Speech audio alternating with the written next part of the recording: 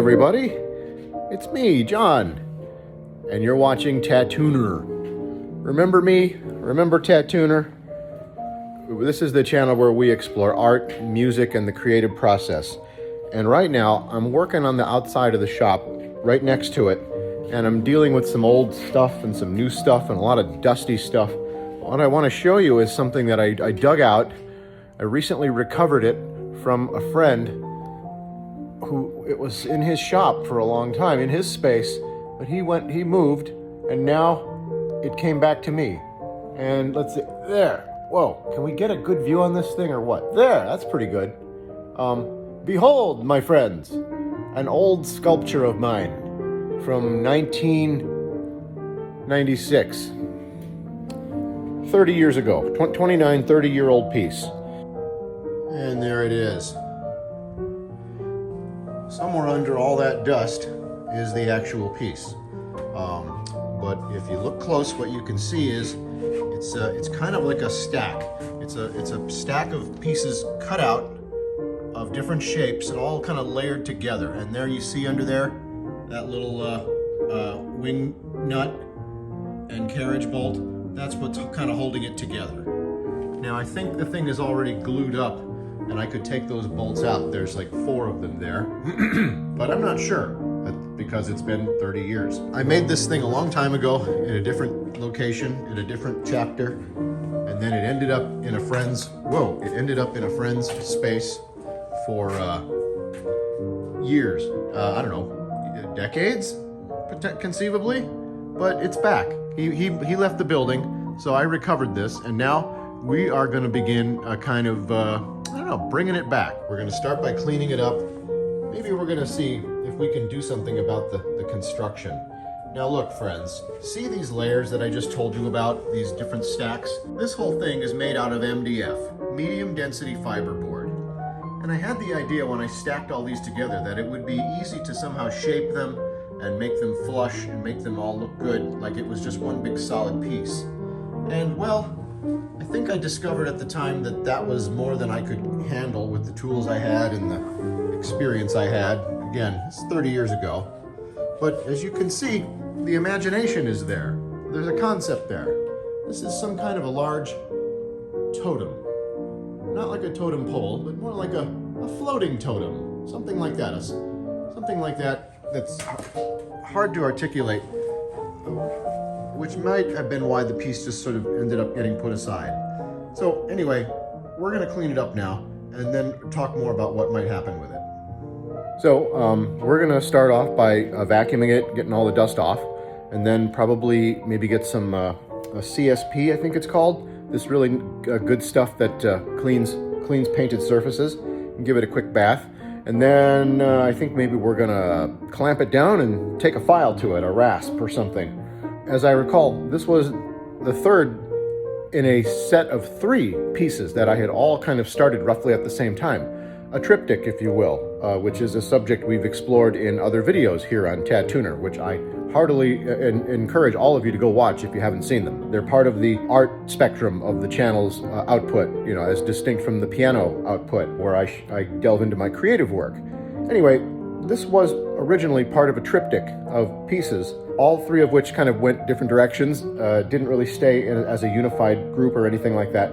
And I think, in fact, this hunk of stuff here is the sole survivor of that 30-year-old vision of mine. So, I don't have a lot of big plans with this thing. I don't really anticipate getting too carried away with it, but I kind of want to, now that it's back in my life after so many years sitting upstairs at my buddy Zen's place, I want to clean it up, maybe fix it up a little bit. Also, here's the other thing I'm kind of curious about, more than necessarily getting super involved in the piece again. Maybe using it as an experiment, an opportunity to experiment with lighting.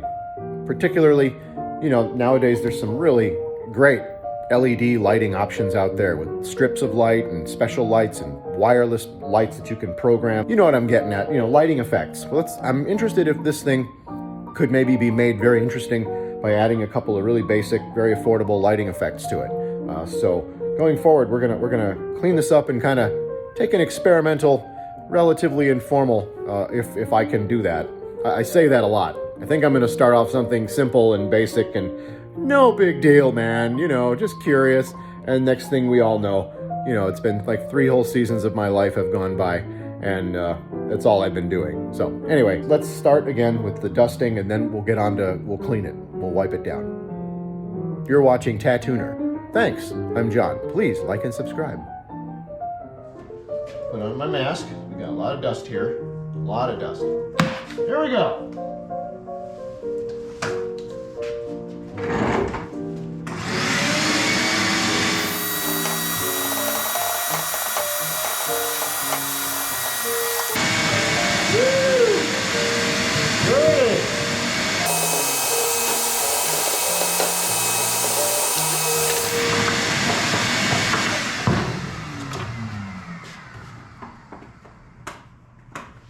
Oh man, we blew a fuse.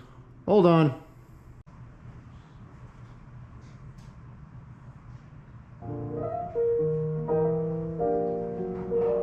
So we got our lights back on now. There's an old building, you know, outlets aren't necessarily plentiful and whatnot. Okay, so let's see. We're almost done with this vacuuming anyway. Let's see if we can get through it without blowing another one.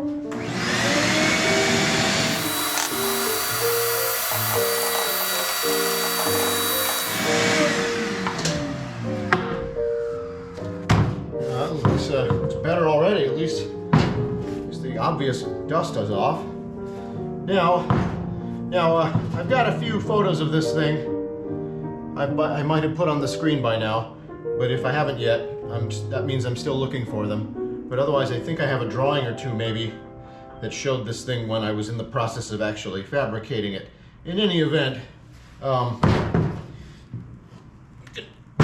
flip it over. Get a sense there. You can see how I built it in sections, different pieces, and then attached them with these carriage bolts. And looks like I had also, I drilled a couple of holes back here to hang it up on some kind of vertical surface. I guess that's something I was doing at one point. I forgot.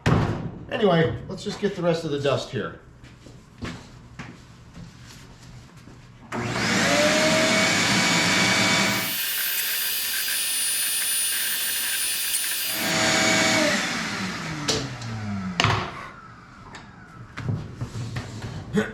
Okay, again, that looks good. Looking better already. Also, this paint job is absolutely not my paint job. It's a mess. I'm not going to name any names or say who did the paint job. Doesn't matter. Zenin. It was out of my hands at the time. Let's see here. I got that stuff around here somewhere. Uh-huh. Aha! There you are. TSP, Hard Surface Cleaner. All-purpose heavy-duty cleaner. This stuff is really good for painted walls and such, friends. If you haven't heard of it, I highly recommend it. It does a really good job.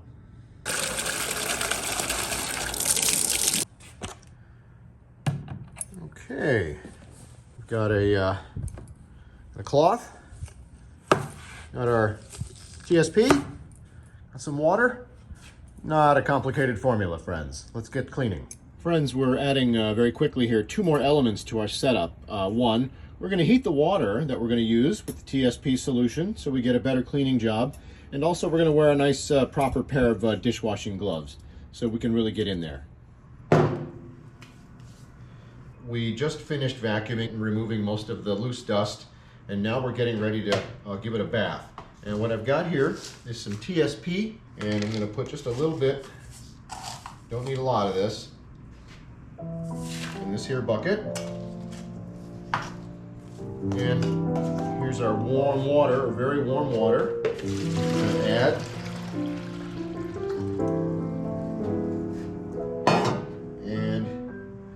Because we don't want to mess with this stuff, because let's see here. Danger! Contains sodium metasilicate. Avoid contact with skin and eyes, etc., etc. So yeah, no, this stuff really isn't, good to have prolonged contact with the skin. friends, let's observe this water. It's still basically clear. As this thing gives up its dirt, we're gonna see how much of it ends up in the bucket, and then we'll have a real good sense of how well we did here. So here we go, starting right in the middle. Hold on, maybe we can brace this. Let's find a way to support these before we go further. Okay, we do something like that, then something like, hold on. How about this? Oh, there we go, friends. Look at that. Now that is why this is why you keep scraps of wood around in boxes and bins and such. Okay, wonderful. Now we can see we can do this. We can get in there, start applying some real pressure. Oh yeah, it's coming right up. Look at that. Now we don't want to get it all too waterlogged here, so we be careful. But wow, look at that. You know what we need really? I'm realizing already, before I go any further, I should get a towel. Hold on, everybody. Yeah, let's see. I don't want the water to be on the surface for too long. Because this is MDF under here, remember, friends. If this stuff gets wet, it expands, it ruins it quickly. So it's not the best towel, but all right. This will work a lot better. So let us please resume. Notice, artist viewers, all the elements that come together to do this operation. Warm water, pail, cloth, TSP, towel, desk, blocks to shim the piece up, vacuum cleaner, dust brush. I think that covers it mostly, but that's a good list, right? You really want to enjoy yourself when you're putting together the elements like that. You want to delight in that. That's the fun part. Gathering up all the stuff that you keep around, so you know you have just for moments like this. So again, we're gonna make sure the moisture doesn't stay on there long. Have a chance to get past the paint at all. Wherever there might be a little weak spot, a little chip or something. But then when it's all dry, we're gonna be taking some tools and stuff to this on these outer edges to try to maybe clean them up a little bit. Not perfect, but clean.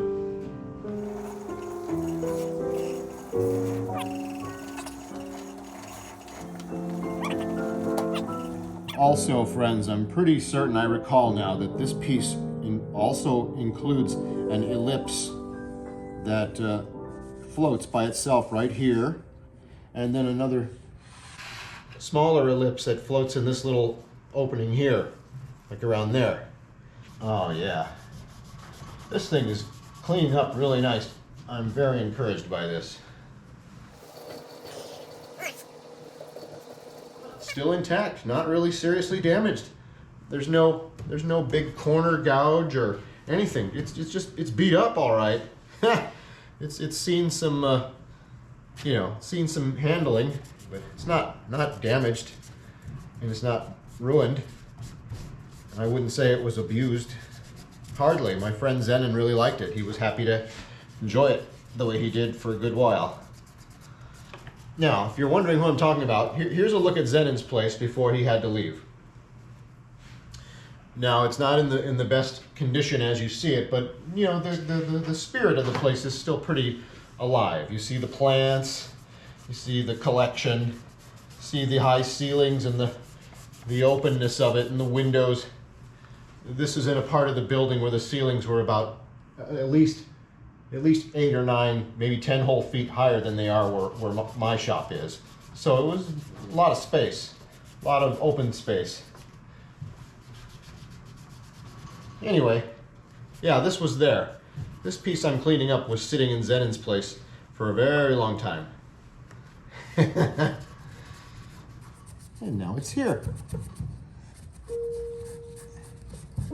And this is a fun thing for me, giving a piece of mine that's 30 years old a rebirth. This is a novel for me.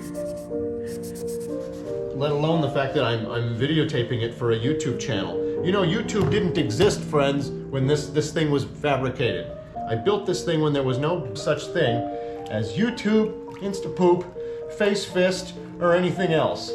To hell with all that shit. This was how you did it. You grabbed materials, you grabbed tools, and you made shit. This digitization of my work that I'm undergoing as I make these videos for you all is nothing I'm unhappy about. But, well, maybe I am a little freaked, but I'm doing my best to smile in the face of adversity. And what you are witnessing is me embracing it with both arms and saying, all right, social media, you want my energy, you want my creativity, you want my industry, you want my output for free, you just want me to give it to you.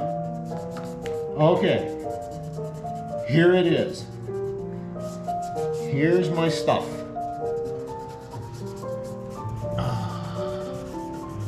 So, where we go from here, I don't know.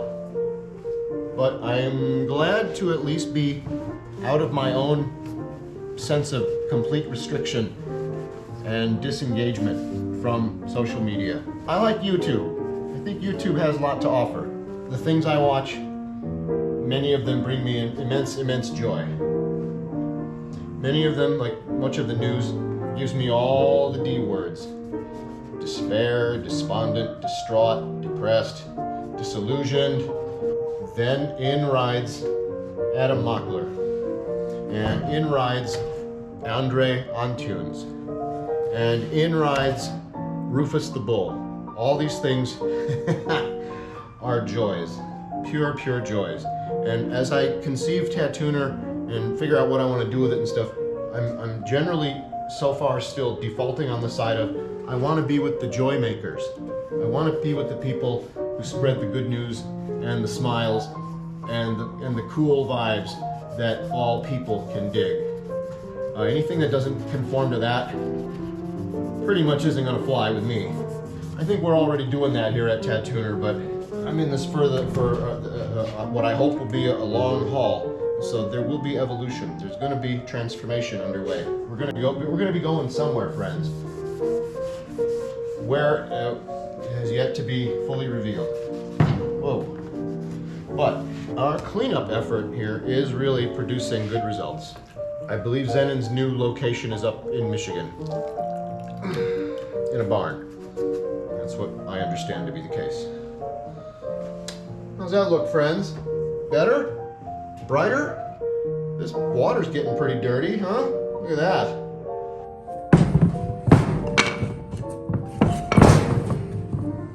All right, and let's give this back side a swipe.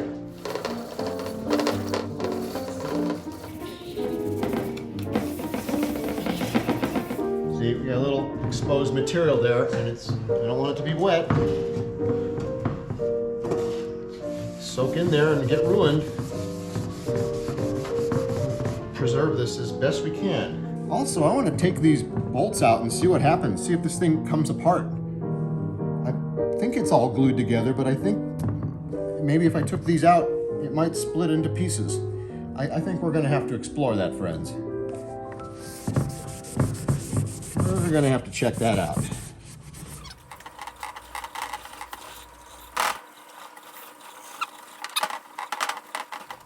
I think that's pretty good for now.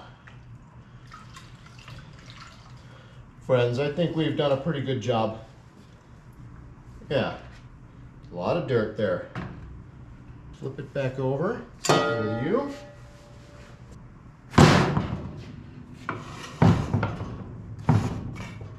Let's just put that right there. There we go. Close enough. Okay, clean this scene up here. Wow, look at that.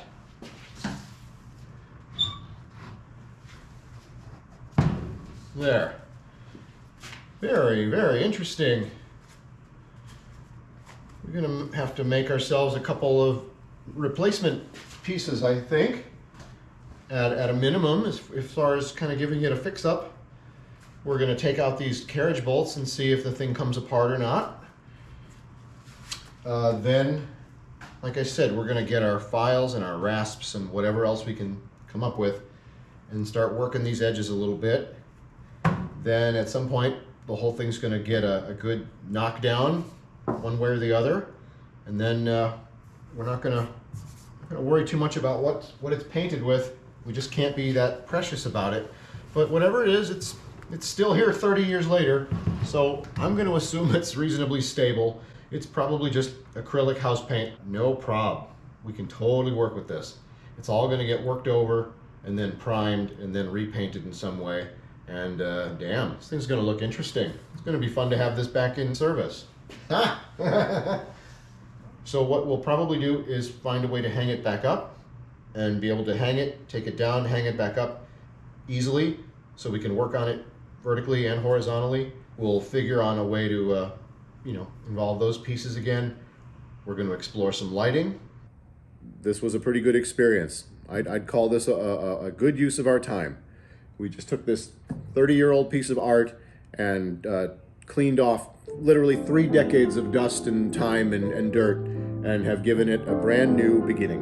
And I'm very excited to see where this is going to lead, because obviously 30 years ago, I had relatively little idea I was going to be here doing this right now.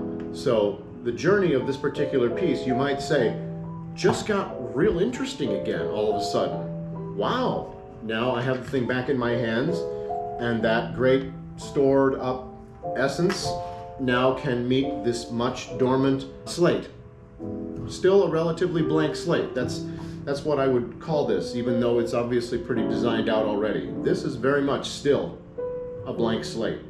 That's a nice benefit to a piece started long ago and given time to just kind of sit. So sometimes pieces need time to grow. My found object biplane, my friends, perfect example. I started that thing in 2003, or I'm gonna say. Most of 20 years, in fact. Yeah, nice long stretch with that piece as well. And then one day I decided to hell with it. I need to do this piece. It's been enough time. So I dug it out, cleared off the table, and committed myself to the outcome. And man, I love that thing. That's one of my favorite pieces. I'm so proud of my biplane. It's just exactly the way I wanted it. The only thing about it I'm not happy with is the signature. I don't care for how I assigned it, but otherwise the fabrication went. Oh, and then there was also one design flaw in my composition that if I could do over, I would have done differently, but not the end of the world. I had the advantage of this one being put aside in someone else's environment for so long. I had no choice per se for at least 20 or so years whether to throw it away or to keep it or do something with it. It just was out of sight, out of mind. So the gestation period on this one was especially long for that reason. But again, friends, it's okay to start something and put it aside, even for years, even for decades. It's just about being authentic with what you're doing in the meantime as to whether, you want to eventually pick it back up. But that's another video. All right, have I bored you all to death yet? Have I bored all of you completely to death yet? Because I can keep going. No? Yes? All right, I'll wrap it up. Thanks. Thanks for watching, everybody. This is Tattooner. I'm John. Please, like and subscribe. Tell your friends. Help me make Tattooner something we can share with the whole world.